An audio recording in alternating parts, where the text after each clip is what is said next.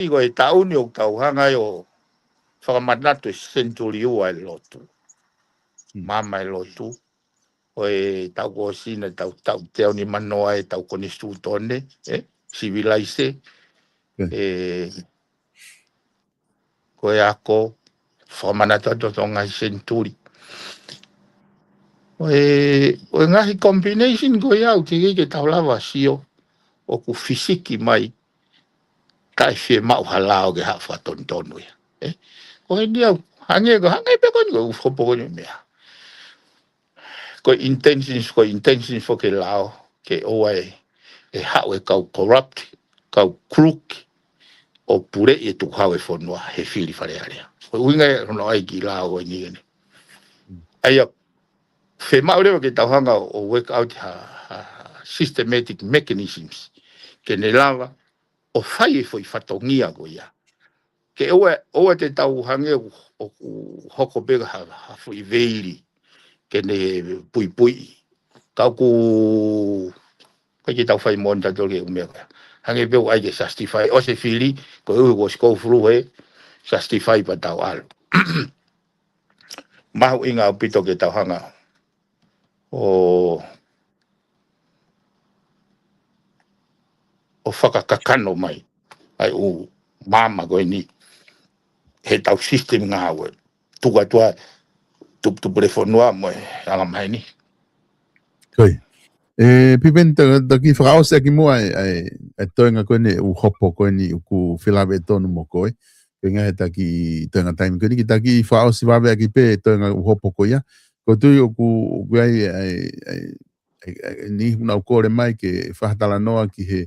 lisi ko ia o matatoa na ta osi POLOKALAMA pigi ai hinga hi POLOKALAMA ko osi ko tui toki hoka dia hata toki foki mai kia hinga hi POLOKALAMA koe ni hoko mai i he kahau ka ko fema ke e ke fa o sia tu ko nga na ai fo ke nga hopo na e frailo ai pe ko pe ko frailo ho fatongia ta de fito ke hopo ko ia pe mo e kau na e kau tare kita i he lulutai me mea ko na alu ki fa ma nga o fa no frailo i he lakanga ko fa minista ko na ke iai na iai pe mo e hopo ko ia i he toko taha koia na tata eki koe na eke wholau ki Amerika na e whai holope mo u whela wake holo me ake hopo koe pako hai tuunga kui ai ka koe e hopo u mahalo o ko tuik tata te whito ke ai kwhehu i ai hopo ko ia pe mo e CEO malolo ko ia o e malabakapuna ai na e whahoko foki hono whailo ko ngā ko no whamalolo ia me hene ngāwe ko hai tuunga wau ke ai u hopo ko ia kwhela awe tonu pe mo koe koe sol me mali ho ai mai me he koe me koe kau CEO kau CEO e lulutai CEO e vai CEO ai u public enterprise na na tuki tua koe unga koe o mai u whamatala whikau a pepa mo e nau u ngai whatongia na tuk na tuki tua i he malu be nau kontureki o ku malawa ke hanga he ongo whaha i o terminate na ai konture koe ni without reason he maina beta neongo na iai u hinga ia na me alwi ai ke whakalao mo whakatotolo mo me pena mau u whai u tūtoni ko ia whakatatau pe ke mea koe ai lao pa me kontreki na nauhanga lewa o whia lewa ki whamauanga. Pe o ku pure pe express tem he kontureki. Pe koe implied tem, o natural justice, whe mauke o ange taimi, o ange uhinga, mea pehe. Pena lolotonga koe, nau whaire umea koe au whaitutune whamautangi, o ku pure ai kontureki, express tem. Koe kontureko tohi iai, close ai pa ke saini ai ko mea pure ai ko u contract ko ni ko lau nei o sai pe u express tem ai o malava pe o fa i o tukitu o ange 1 month notice pe without reason ai wo si mate ko to atu u hopo i ko ia ko te a hopo ia ko hopo pe nia ku toe nia ko ki hopo te formations ai CEO ko e tonga ia poti ai ko na tarat ko na te ke o se na opening i vilo pe vai ba na te kore pe lava tolo i ke ai te amen mai ana te toni submit mai na amendment ki na statement of claim he to bro ko si pana ke submit mai ana tu ma be notice ane kuliri we lo ya te kai ko sikala mu fetongi mo fetongi matatolu fetongi matatolu ba pena tamai te recall mo to li fa ma ga pong pong ko te toloi mai hon toloi mai a ta tolu ke au ya u mama fangi la pe pasigale ti le ko ko ye mo le au tai me ko hopo ko a hopo ati whekawa ki mono restraining order nei tangia he loia ga hopo ati ke whamaulahi tako keisi koe o ke iai whehu i go o hifo ki he tūtoni ka hahia he fofonga tiki te o ke asia ka hahia ka aia ka ke ke au ko hangepe ko lave solo mama fangi lai pe pasikare di he hopo ko ni ka koe hoko u mea ni solo kai ke to e fihi e ku tui invisible hand e kono nga he nega ia mea nei palani engineer i mataki pe malicious ka koe uhinga ni ka hoko mai o pehe ai ko pehe ko ha mea beke ni hanga taaki hake ai ngai i palapare mau toi lolo toange e wange ko au foko pehe anga i whakaukau ka kia hata haya absolute pe whaka tau pehe whakaawao e ne whai tūtoni ke pehe pe ko tūtoni e ne whakamau o kai ke aha mea ke ni hanga o puke ki ai pau ke uhinga lele ia ai o pau o kungofua ke skuta nai singa ai tūtoni e ka whakamau o me pehe ni mono abuse ko e processi kai ke lava ke uhinga pe ko friend ai loya ala te loya o ate mea o whemau hene kalai ni ta ke sign without going through the legal process kai ke tau tuange pe o mea koe ke unfold pe o maari e pe ne hau tau wha lahi pe fo ke lere koe ki kau mai pe haki yafi o vevela te lere kai ke te whakamau i fo ai ke te lava sio pe ku moni wai ki afi ko ni pe ko foi fra na fala be ke fe ai me agon go ACC ai go he tau e fai hala ko si clear ho hingoa ko se foi ngongo ko ka polis fra totolo una os matu kuna tolo te fok pena dori ko ke na te no fa tolo oi me ko ya solo te pe ke mai ne he tatalo e na whakamatala ko ni mandui ko me ni na orchestrate ia i he purpose pe ai pure anga motua ai pare mea mo minister ko customu na ko ye ila ko ha na purpose o te ke fitu tak ma ta ka te au he ko anga foke mea ka ba report pa to ni na fai ke ke e ku right to reply au ko ke ha te pe ke fitu tak ma ta me si with regard ke mea ko ni o ke ona moni mahino po ita ne tai winga ka ko tukuange ke mahino o wiga ya ha ku fainga interest ke be ke ufute o ko tali le ya me ko to la to ke tauteka ke asi mai ai no final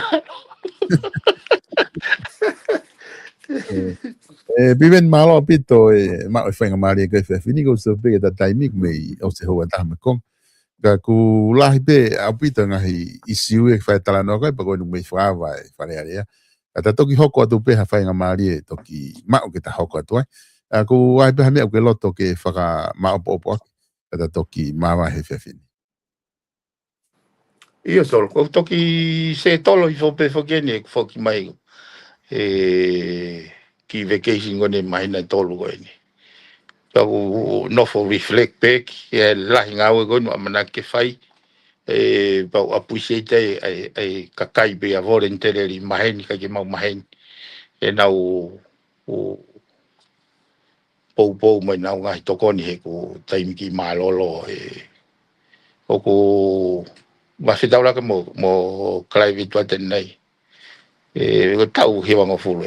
ko o vale ne manatu le ga o de pe mai i follow puri e follow tai fanongo re o here tio na ku o vale o bito he ni fato ka ngamia ko ya ke ko appreciate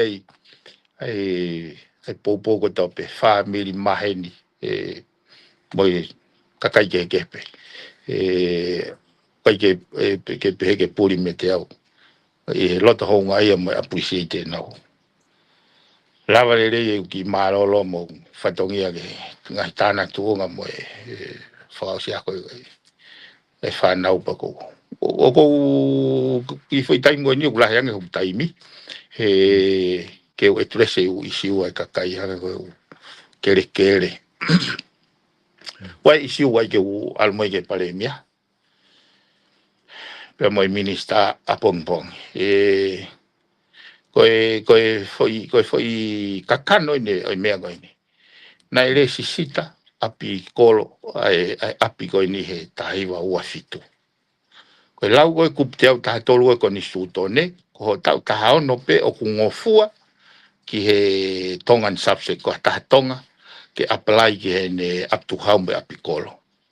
ta koe foi konga fa o si o puke ai o pe koe api i koia ko api ko le sita ko pau ke ari tu fraholo o fehui ko jo fe mau ke fra mala ala heanga e tau mahino he lao kere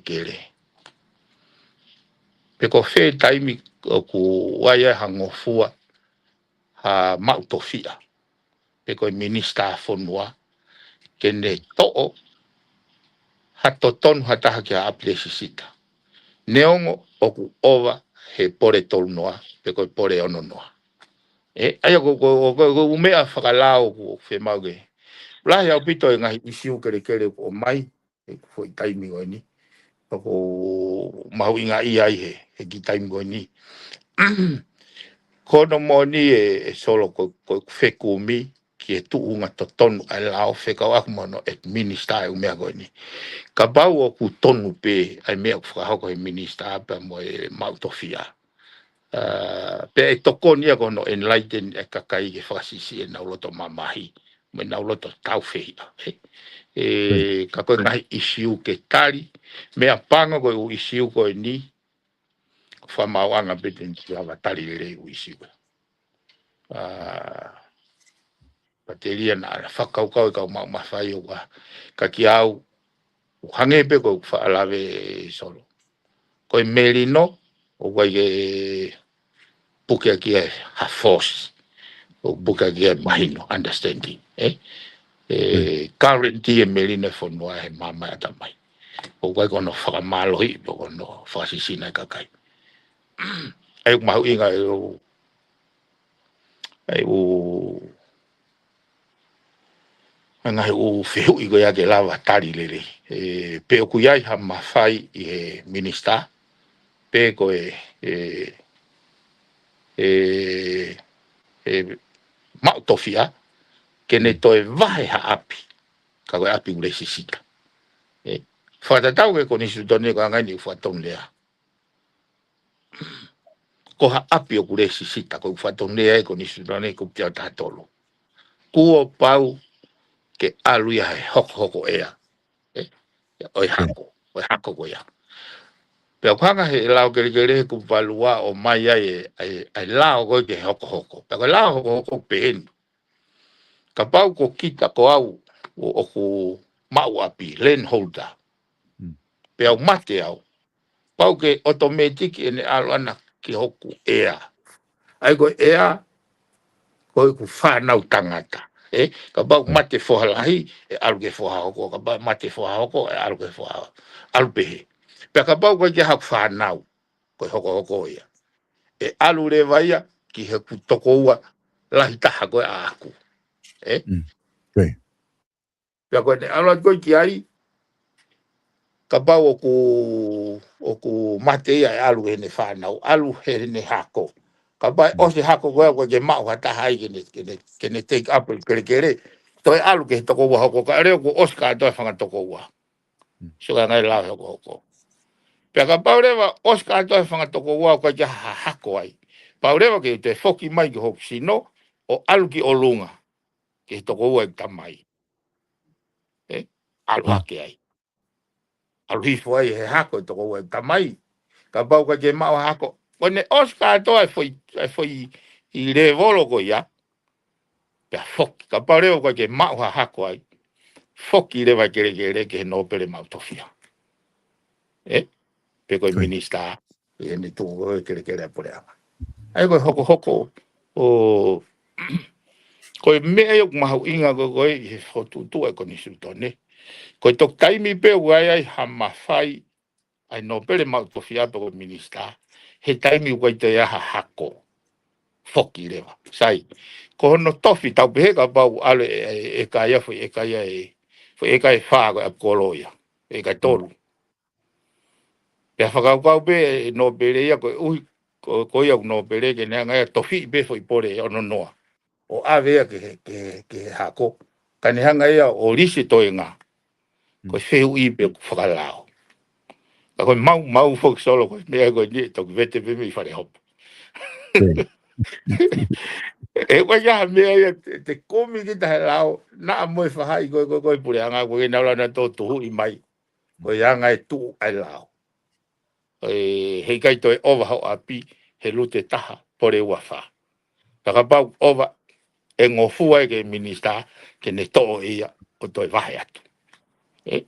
ai o hinga pe fe mau ke o mai utu nia go ia ke ne hanga to koni kono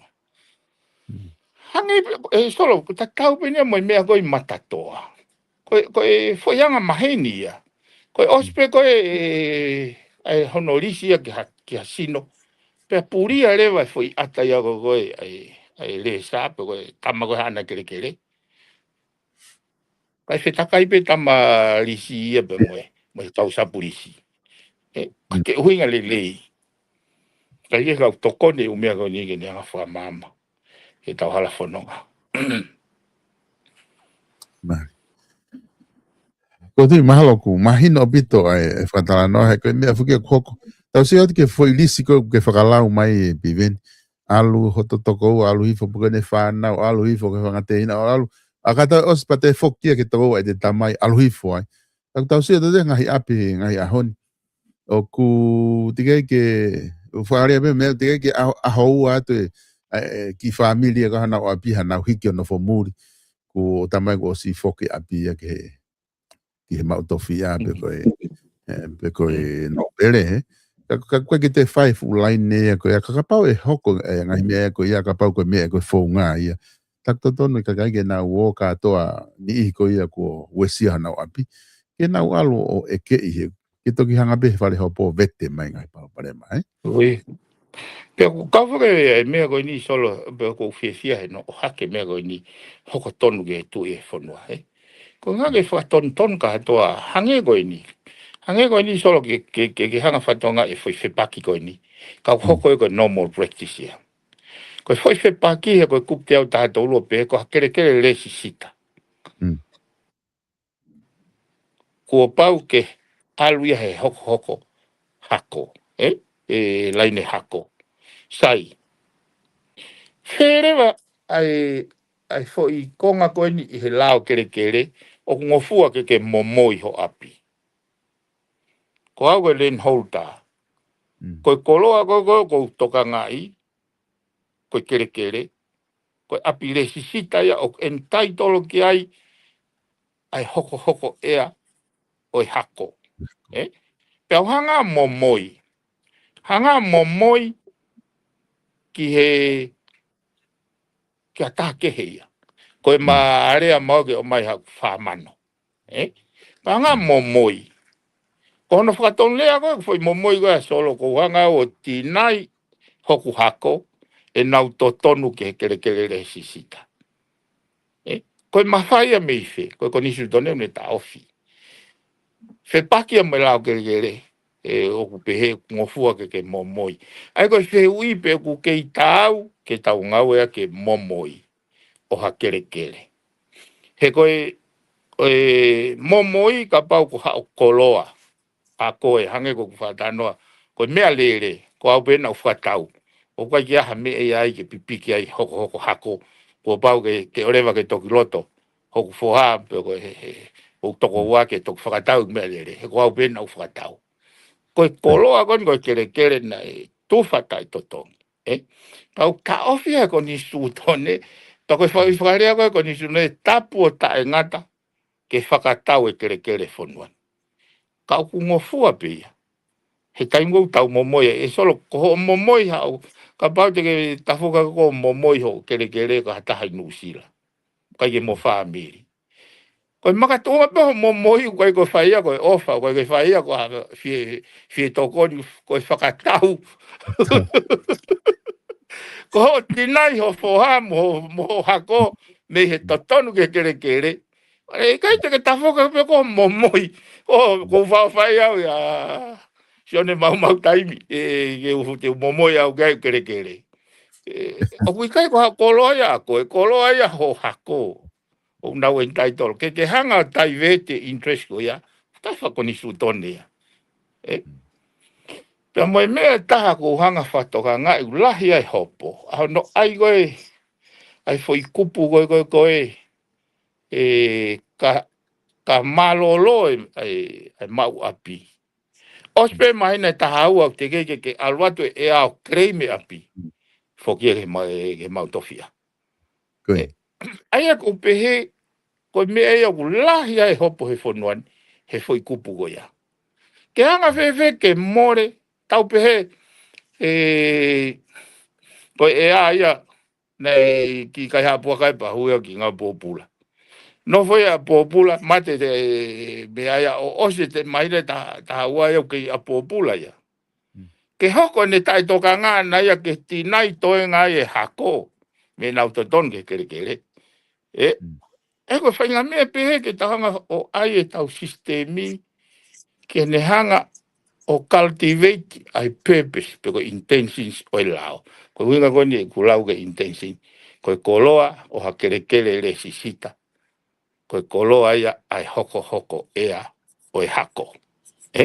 Ua ke nofo ia koe ka koloa ia ha toko ta.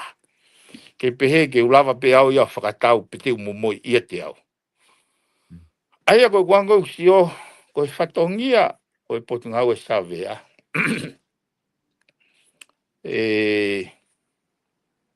Ke nau administer ai lao kere. Aia o totonu koe ihe resisita kere, o totonu ke nau te mao e nau tori ai pe moe ngahi i family turi. Hanga e hoko ea. Pe ku fie mao ke submiti atu, pe ku nau update, pe ku nau hanga pe heko eni. O ku kaito e fie mao e aia ke haa tala api. Pau koe ea ka pau ke umate, he ahoni waho kere. Ko hoku foha. O toton ke automatiki pe he foi processi, o nau mau pe ho tohi tamandei, transfer o registration ia, ke land holder hoku foha. Automatiki. O kai fe mau ia o ka pau te ke tai tokanga, aia ku lau e mea, whakia ve oma mo e ve tuai. Ka pau ke ve oma ke to o au mai ene, ui fine mai na tawa, te ke mau e kere hoko tuai. Ko ve tuai pe kai e te mau e koe. So, unfair ia. Ka mau e ko nisu tone. Kai ke ka koe u, ka tope u mea ko nisu tolo hange koe kulau. O hoko pe ke ne ako i tau tolo. Ka koe mahu inga koe ke tau whakau, critical thinking, question e u mea, e ne uhinga lere. Ka lawa ke tau continuously improve, e tau whaunga, mo e tau whaunga. Ke lere i whalufua. Anga i ksio. E malo solo e mau taimi. Malo bito, piveni, malo bito e mau e whainga maari e koe ne whewhini. Ke whakatana noa ke te koe whika aki mga i siu koe ni mahu inga ke panong kia kakai ka tau tata te fito ke ni koe kuna mui mai he polokalama koe fatufonua ta toki sio pe piven he hata whainga maria hoko ke ta toki hoko te hewi kau o fatu piven O fatol. Whamalo te kainga i he lama koe ke mou kau mai i he tau polokalama ko le whamre more atu ka timu tolu ku a mongai whihu i ka koe ke lava mao whainga maria ke lava oange ki he whafofonga ke lava whai mea whatara noa ka ko whebe koe te uhanga peo nauti whanki whihu ko ia o ku i kai ke au ke ai whatara noa ke toki oange pe ke ai i ha mafoki mai he polokalama ka hoko mai ku whamalo lahi whamre more atu ka timu tolu ku mou wha mamata mai i he YouTube mahalona e hala e kuanga au kia o seti ai e tau live ki o atu he tau Facebook a Vipon Media pe mo e YouTube ka hanga lomi e ku pesi Facebook ka aku o alu ia ki ai ka toki ia taha ko whamalo atu ki tō taha nani toki whatoanga i mai i he lere ko ia e tau POLOKALAMA ni tala mai o ku kai ke mo ui live pe me he YouTube pa nau toki whamo ui atu ka koe ke wilo pe ku foki ki he kamata pe ku hoko atu pe ia he konga nau toki whamo ui atu ai ka ko pau ke hanga download i ko ngā foki ko live e Facebook a taimi pepe nau delete ko pau ke hanga download ai fo i POLOKALAMA ko ni o te upload fo o atu pe ki he Facebook a ki he YouTube ko ngā ke tuku pe ai ke lava ke mo foki hifo o mamatai he taimi mo fia mao ai ka ko ko family more atu he maulo loha pe a ho malu nau o me pe afra mo i ture mohe pe tau e POLOKALAMA kai ke e whatonga i ka ku sai pe ko na te utok download pe o te upload ia tu whamalo whao setu ke te mo tolu koia o ku mo whaatoko ni mai i he tau sponsor ko tau ngai POLOKALAMA tata te whito ke ngai kau taha koia o ku mo totongi whapaanga o toko ni mai ke ngai POLOKALAMA ko tau whahoko South Pacific Loans o ku whamalo lahi atu ke a Stelek Tupo ka mai kau ngau e ko tau pe South Pacific Loans i he tokoni ku mo whai i he ngahi lau i tau ko tau whanonga mai ai ku mo ke whiawhia pe ke tokonia ai Vipon Media au ku whamalo lahi atu mo tolu ko ia ku mo whia mau no whia mau hapaanga whawae i loto Okalani no Sila ko kau taha ena au ku pau pia whalala anga pia anga maheni ki ai ko South Pacific Loans tu i loto Manukau i he hala ko ia Cavendish Drive fika ua. Ko noa balungi au, balu valu, hiva valu, valu valu, lea ki hatahe kau ngawe, pete ke lea ke Stelek Tupo, te nau lava tokoni e tukia te koe. Ko e whamalo honoa, whamalo lahi ki he Page Fashion Store, i loto nuku alofa, ka koe whamalo atu ka tiki mo tolu kainga. Ko e, ko tuku mo mamata pe, he ngahi video ku upload haki ki Vipon Media, ai whakatau na mo whahoko. Kai ki ngata he wiki kotoa pe o mo ahia ai wharekoloa wala ko eni. Ka koe whakatau na mo whahoko i he ki mua ko ia ki he lesson whakame tau whanau. Hoko atu mo wikeni. Ngahi wala kotoa pe o ku whamama atu pe iai. Pe ngahi wala fo wa watu ki ai ki ngahi whae ho sapati whae. O na ke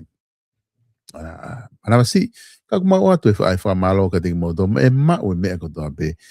pe mehe Page Fashion Store ngahi wala ko ia o kuke anga maheni ki ai hanga atu ki he tau mo e pia building i loto nuku alofa o hanga leni tau e nim ai lere ko ia e tau whare wala iai pe koutu kumo os ilo i anga maheni pe au na tuuanga mga whaa koe ki marketi pe ma TT7 ka aku hanga opposite a peto pe ki he tau mai pia building. Office ko ke wha totongi uhilai i lo tono ko alofa. Pe ko tu anga fuoloa koe, na tamai toko taha koe, o whaingo fuang hono talanga tu anga fuoloa koe kau taha wakapuna koe na tu ai koe haa koe kau taha. O ku tu he whi bloka koe ia, ai Page Fashion Store. Pe ko ho telefoni be ki ai, wa fitu tolu ni mao no he nau timing awe. Te nau lawa o tokoni atu kia tiko. Mantiko lai tae ko ni ko maka lai tae bine nau maa huen me he tau gosi. Kaka ngahi wala ko ala tika tai ni mi. Tike alak peto ki mamata pe ai ha o hoki ai. Kaka ma whamalo la he tiki ngai customer ko toa pe o mau tau hianga maheni. Tokoni ke Page Fashion Store. Pehe ke tau ngai polokalama. Koe whamalo e taha o atu ia ki he mo tolu ko toa pegu mo wha whea mai tau wharekosi ulu. I he Francis Tikats, i loto nuk alofa, ko tui kua sianga maheni bi ai. Ma teu ki he whahinga mea bete ke labeo mau atua he whahinga staila, au kua ima mau VIP, te ke lava alo fie maari ai, uku o ulu, kosi hape, enga kosi ko tere kawa, ko puhi te fumisini ka koe, whakamau atu ke molu e kawa, ka lava tere whakalelei, koe beono, whahinga ui, kuna unga we aki, pe aku moko lelei a loto, ke tangotu fia maari ai o mohe kai ai ka tama poko i holu ai he tau wharekosi. Francis Tikats hanga tu pe ki he tau moe pea building tawhaki pe o e page fashion store. Lahin moe ngahi klipa original hope he tau pes Facebooka Francis Tikats sio ai he ngahi video ku o atu ai ngahi klipa ko ia klasike he kehe o e papelis ko e klasiko ia wall ko e klasiko ia o e maka klasike he o tolu pe whaanga he brand original o kumahonga o atu whatawai pe hewa ke he tau wax ngahi a koe o ulu namu lele ke te mao koe ha wax namu lele pe he pop wax i ha feitu o ta tau mai wax ko ni ngahi me toake uta mai a whakafolau mai me hake roto o a watu ki tongana ke ngahi a ko ulu mana tui ka ngahi lanu kehe ono whaao ngai wai lanu o ku molu lelei ni hanga ai ho ulu hange ko na ke toki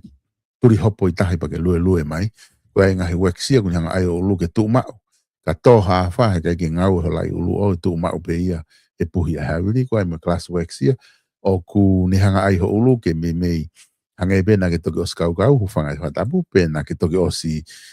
toki a mohe ha ke tu pe he vaha klasi ke ai wexi mono lanu koe ko hala tupo o to no ai po ke whakawa ke u metesi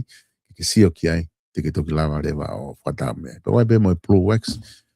o ku lava ke tua ki ma wadu be me ki ma tol I he tau whare ko si ka ko tui ko ngahi nau ko si ngahi klipa, trimmer ko e shaver mau ha whahinga mea be te ke fie mau I tongana o se mau ka toa be me ai ko e whao si be ko e kautaha ko ia tō maka manatu ko ia tesi pilon tesi I Australia tu I Brisbane ko tu mo wakai be he ata ko na ni hanga ngahi ai mala e ko ho ofaanga ke hanga be no fo palasi inga fu maka ma pele ko ai o tu ai tau toki ai ha ho te ke toki a ere mai ha tau fa mo wi toki di aki ka to abe ho tau api mangai maka fa manatu ko ia tau toki hoko atu ke moi hoko ko ia. Ka kone tu ko he tai nimi. Ko tite ke kau ke whema ha maka. E tu taka des I Brisbane tene lava e a wholahi e ngai fu maka lalahi ko na. Ai mono whare maa pere mo ha fua ngai mea ko ia. Tene lava le whai ka koe. Tui mono lava le leibe mo ia. Mau ate des. Ko e live stream. Mau pe mo ia atu. Whahoko mo e service ko e des. Ko e o atu ko ngahi whalani ki he putu. Ka kua ha putu tene lava ngai service ko ia hulu ho putu tene lava o atu mo ngai whalani ko ke mo tui he putu tene lava o atu mo maka ke ai o ai he maka whamana tu ho putu ngahi mea ko toa beu ne whenga ke hangai be ko one stop shop te ke lava pe o whakatau e mea ko toa be I he iai pe mea tesi pe aku te pakapau whe mau he putu ke awa ho hala aka mono to e mau at pe mo o tuk whatau ngai ke o service kono whai tesi. Tako ne ai bia family be mea kotoa be ne ai. Live stream, ta ho whalani ke tu he putu. Atu moe maka whamanatu ke ai ho putu. Pe te lava pe o whakakato atu moe ngahi. Mea ke pe ke mono moe hafua ke ave ake halai putu moe hafua. Mau katoa. Ke whika telefoni ena, aset pe he tau screen. No fa ua no hiva fitu fa ni mafata fitu taka des te hina ko ni Australia tene lava tokoni atu ka te mo tol malo pito ho mo mea mai ke tau POLOKALAMA e fini mo mea tau toki filongo aki I he whainga maari e ka hoko mai